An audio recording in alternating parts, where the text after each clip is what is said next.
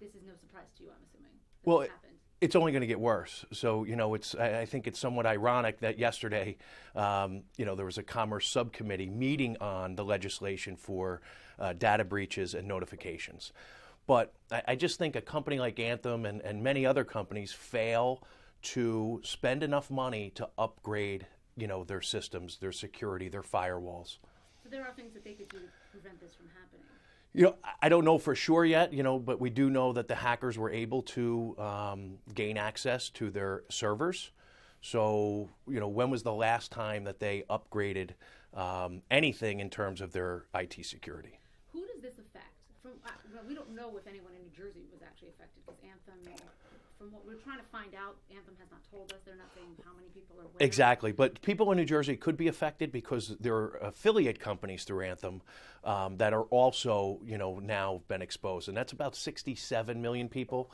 The 37 million people that are directly enrolled with Anthem are for sure have been affected. What do you mean by affiliate companies?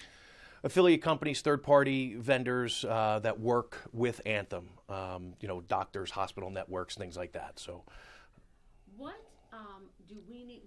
First off, if you're concerned that you might have been affected by this breach, what should you do immediately? You should get a copy of a credit report.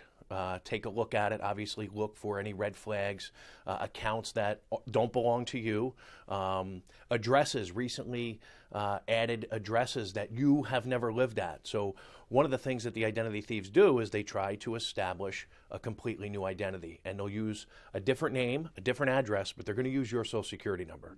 So look at the report, and then, unfortunately, in today's day and world, you really need to be involved in a credit monitoring program that also has the resolution services, because people always say, Paul, what if I get the alert that somebody just tried to open up a credit card or multiple cards, or they're leasing a car or buying a house? So the average person doesn't know what to do. So make sure you have some type of resolution service that goes along with the credit monitoring. And I say it's unfortunate because the free services that are out there are just inadequate. So people are going to wind up having to pay anywhere from $10 to $20 a month for that service. But it's the world we live in. Yeah, Tom, tell me about a little more about these programs. These are not things that are offered through the government. These are not things that are offered, those free, like what I did, the free fraud. The fraud alert, so if you know you've been affected, you might want to even go take it a step further and put a security freeze on your credit reports. And that means that no one, including you, would be able to gain access to your credit reports without first providing a PIN or a password. The fraud alert just says to creditors who are pulling your reports, go an extra step in terms of verifying that the person is who they say they are.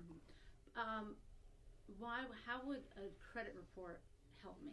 Even if someone stole my information yesterday, could they have, with the credit report? So that's where the monitoring comes in. The credit report is a snapshot in real time, and it might not help you if this is something that hasn't been reported yet. So that's where credit monitoring comes in. Once you provide the company with your information, if it's used in any way that's not consistent, you should get an alert via email or text. Tell me more about these. Who does these monitoring programs that you would have to, I guess, pay for? Well, the shameless plug would be Better Qualified certainly provides free credit reports along with a monitoring service that really is, ours is only like $6.95 a month. So again, anywhere from $7, $8. Some of the higher ones, like there's a LifeLock, most of the people know because they do so much marketing. Yeah. But they're on the upper side, $20, lots of bells and whistles that I don't think you really need. You need to be alerted, and you need to have the resolution service. Someone that's going to help you. If someone's opened up the reports, what do I do? Well, you need to file a police report, and you need to contact the creditors. And, the average person spends about 2 years trying to undo what the identity thieves have done. And is this what happened here, this breach? Do you think the company's doing enough to help? Do you think? No, I think one of the things that I try and champion, and the things that we talk about, are all of the companies thus far, in my opinion, have fallen short in notifying the clients, customers on time, and then don't just provide a one bureau credit report. There's 3 bureaus, and so for that very reason, they need a 3 bureau credit monitoring solution and service.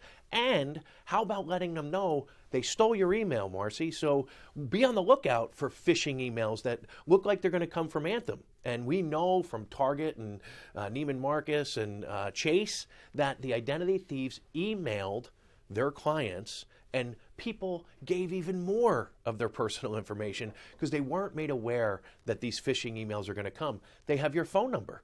So be on the lookout for phone calls. How you doing? This is Paul Oster from Anthem. Listen, we're just checking on our customers to make sure you're okay.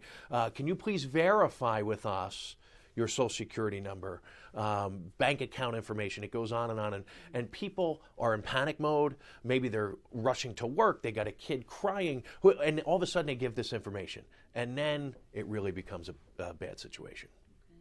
Anything else that you think that we need to bring up in this conversation for folks, whether you're a customer of Anthem or not? Or not, right. So I think the biggest thing for people to realize is don't become numb to this. 2014 was the year of the data breach. Every other day you heard about and people say, well, it didn't hurt me yet. So what they need to realize is that the information is on the black market. It's being sold on the dark web. So it's only a matter of time before somebody buys it and uses it. And just because it hasn't happened yet, take the steps, be proactive in protecting yourself, because obviously the government can't do it, these companies can't do it, retailers can't do it. We lock our front doors, we lock our cars, we lock our phones, but we fail to lock our identities down. So take a couple of simple steps to protect yourself, and one of them being get involved in a credit monitoring program. Identity theft is the fastest growing crime, and it's going to continue to be that way because of our dependence on doing everything over the internet. So a monitoring program. Any other thing? I mean, I guess keep an eye on your accounts, whether it's your checking account. I'm assuming absolutely. You can call and have all of your account numbers changed. You don't have to close accounts and get new accounts, but have the account numbers changed. Change your PINs and passwords. And I say, this is my job. I preach this every day, and people don't do it. They hear it and they go, oh, but it's an inconvenience. But if you don't do it, believe me, it's a far bigger inconvenience if you become a victim of identity theft. So change your PINs and passwords, change your account numbers. You don't have to get new accounts, but certainly change them. And then obviously you're going to have to change, you're going to have to alert the creditors. Maybe you have auto draft and auto pay and all that stuff. But if it takes you an hour, you're done. If you're a victim of identity theft, like I said before, it could take you years, and it can be financially, devastating along the way. And when you say change your account numbers, you mean like bank account, checking account, savings account, that's... Absolutely. Bank accounts, checking accounts, credit cards, all of those banks and creditors will issue you new account numbers. Mm-hmm. And here's the thing, it's kind of related to it, but everyone has debit cards now. But when you go to the store, the default is for you to use it as a debit card because the retailer pays less money to process that transaction. Ask to use it as a credit card. So when you swipe your debit card now, it says, what's your PIN? No, cancel it out and say, I want to use it as a credit card, because you're afforded some more protections as opposed to a debit card that's linked directly to your checking and savings. So if they get that information, now they can backtrack into your checking account and savings account.